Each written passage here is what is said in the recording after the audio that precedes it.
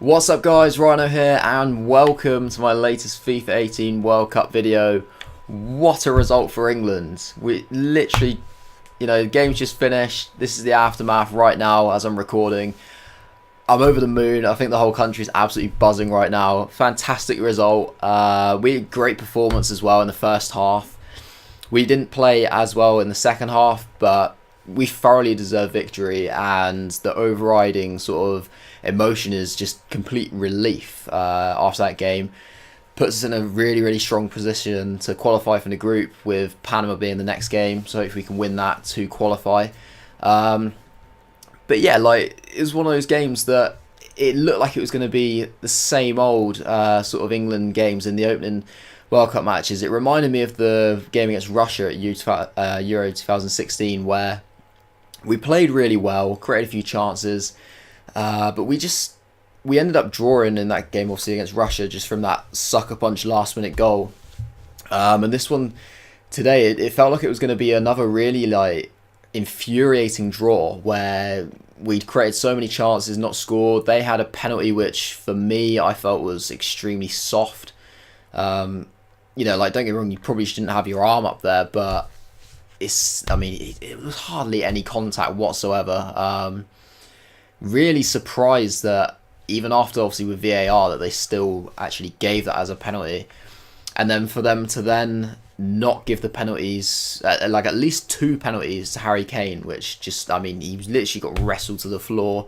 No intention to play the ball whatsoever. Players literally grabbing him like that, round the neck. Just to be honest, it was incredibly difficult to believe, and at times really hard to take.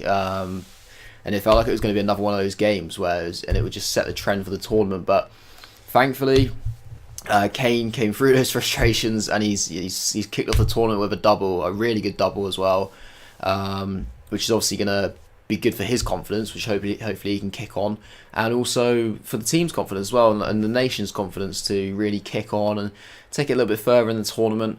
But yeah, for sure, I'm not going to say that expectations have increased, because I think that would be almost a bit unfair on the team, because part of what has been so good for this team is that the expectations are so low, so I think it would be unfair to increase them straight away and put the pressure on them.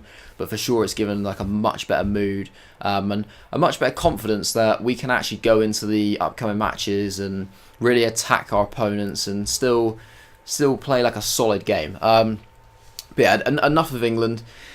Obviously, it's only one game. It's 3 points on the board. It's really big for us. Obviously, it doesn't happen often that we win the opening game in the World Cup. Apparently, it's only the 3rd time we've actually done it.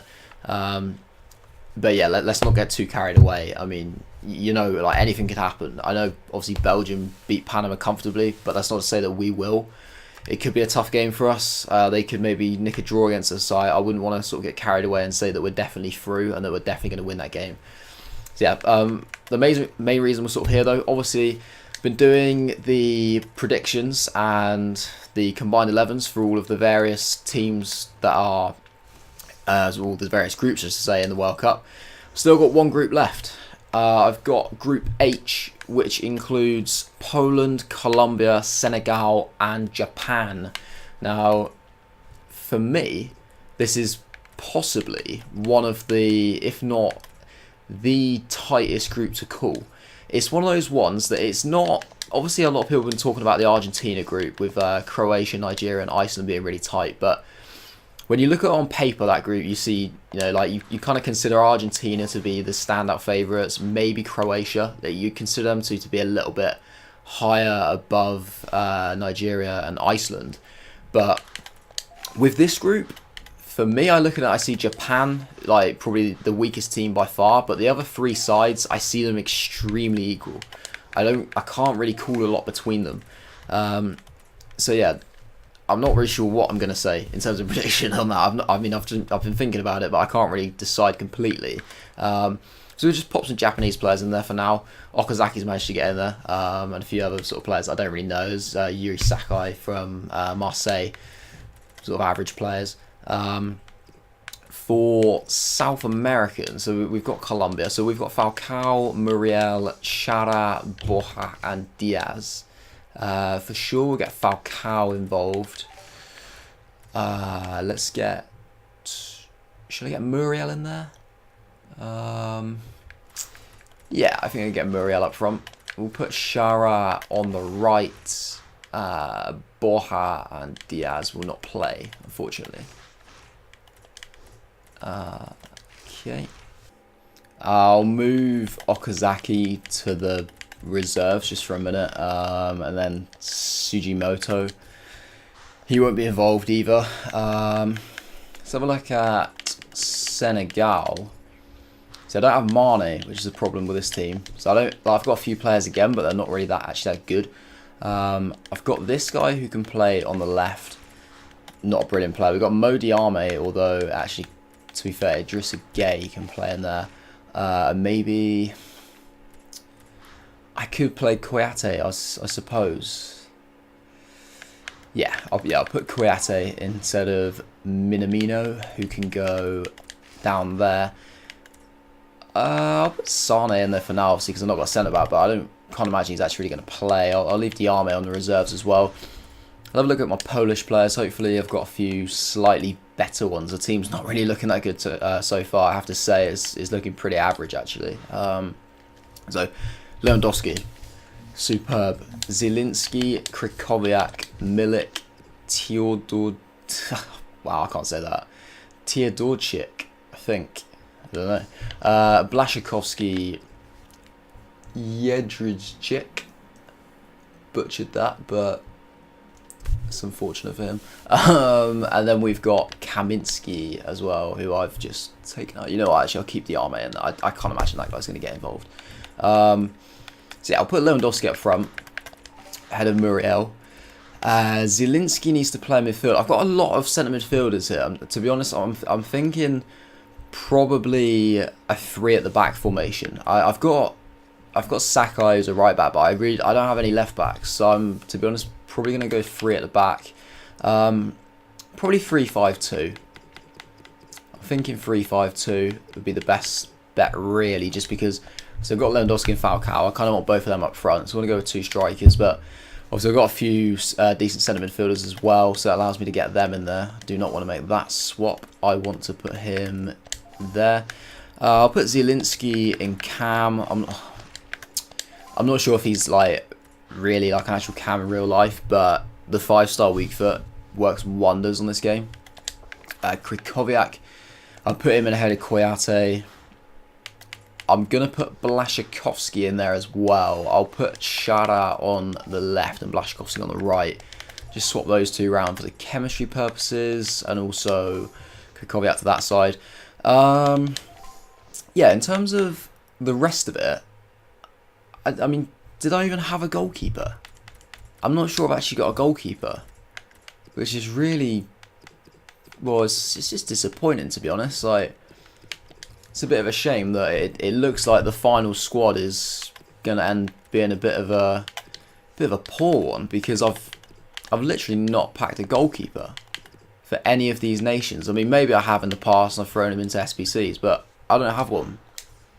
What a shame. So we're just gonna have to. I'm just gonna throw somebody in there, but we'll just have to sort of pretend with this and just sort of focus on the other 10 players on the pitch. Unfortunately, it's just one of those things where I just don't have one. I'll sit with Sakai at right back. Right centre back. I don't really have many defenders at all, really. I know Kouyaté can play a centre back, so I'm actually going to put him in there in the centre back role. I'll leave Sakai in there just as a sole Japanese player. I don't really see the point in having many of them. Obviously, not many of my Japanese players are actually that good. I'll take Shoji out. This Ingeta guy, he's not really going to get him any sort of near the team. Minamino I'll take out. I'll keep Okazaki involved. I'll probably take. Oh, I did have him actually, didn't I? Wow, I didn't realise that. You know what? It's fine. He can go. Fairly happy with the team as it is. Sakai's actually quite a solid player. I think he's 6 foot, so he could easily play centre back. I'm fairly.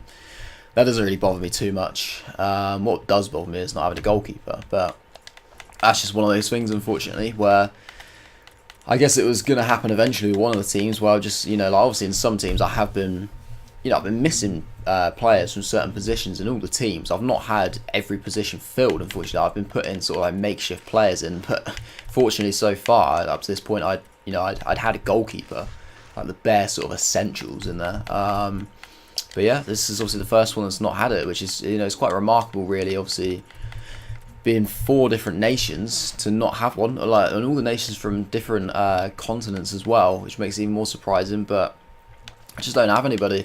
And even the bench is just full of strikers. That's like where all the best players are, really, for these countries. I don't think I really had anything.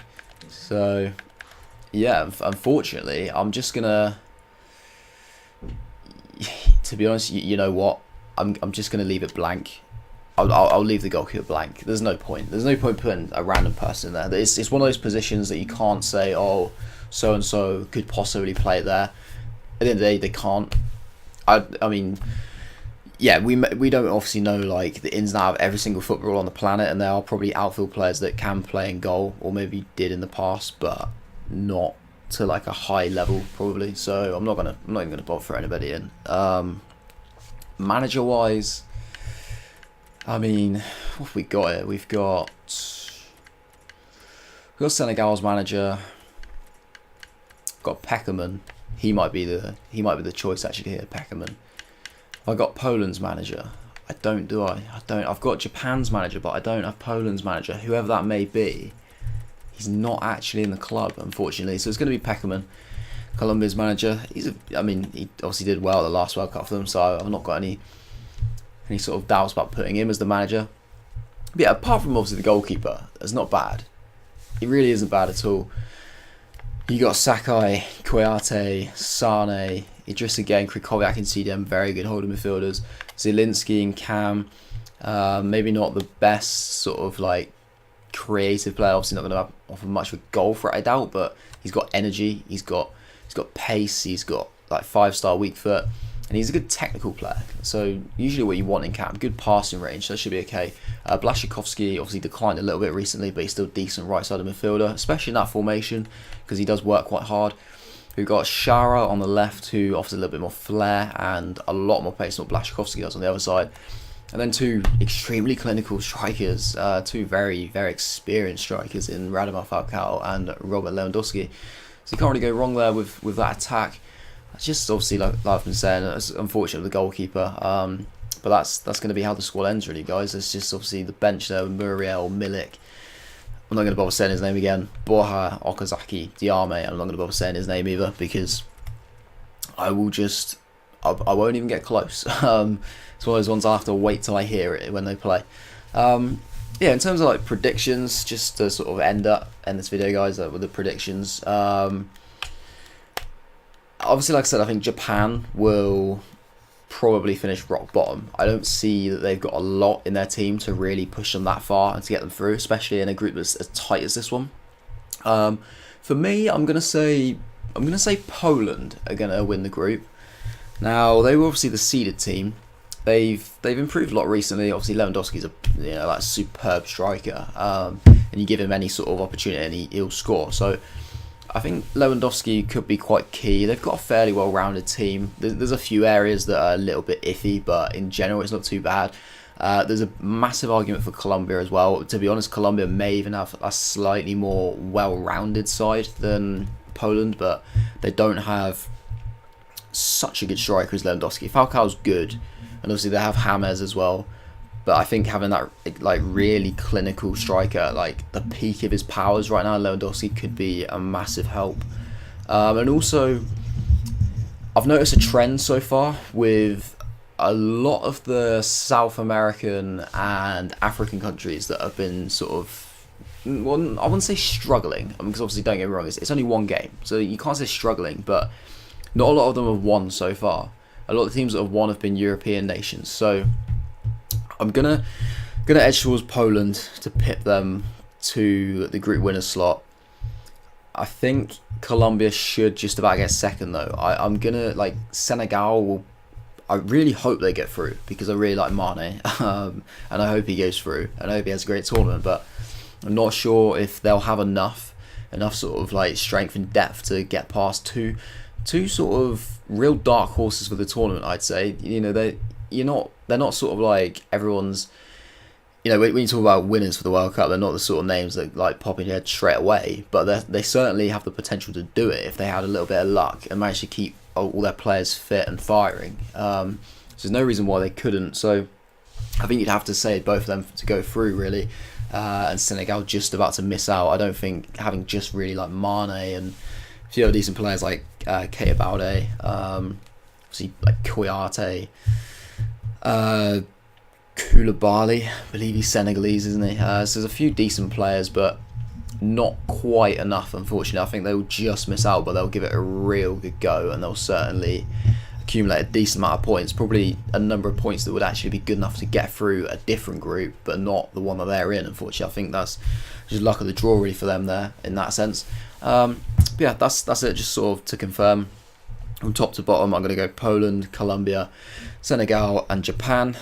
But yeah, hopefully, you know, you guys can, you know, if you enjoyed it, then obviously feel free to drop a like on that sort of stuff, comment, subscribe. But yeah, hopefully you guys get to see most of the games and, you know, see if my predictions are correct, and let me know in the comments as well what your predictions are, if you agree or disagree with anything that I've said there. But yeah, thanks for watching. Hope you enjoy the rest of your day, and I will see you in the next one.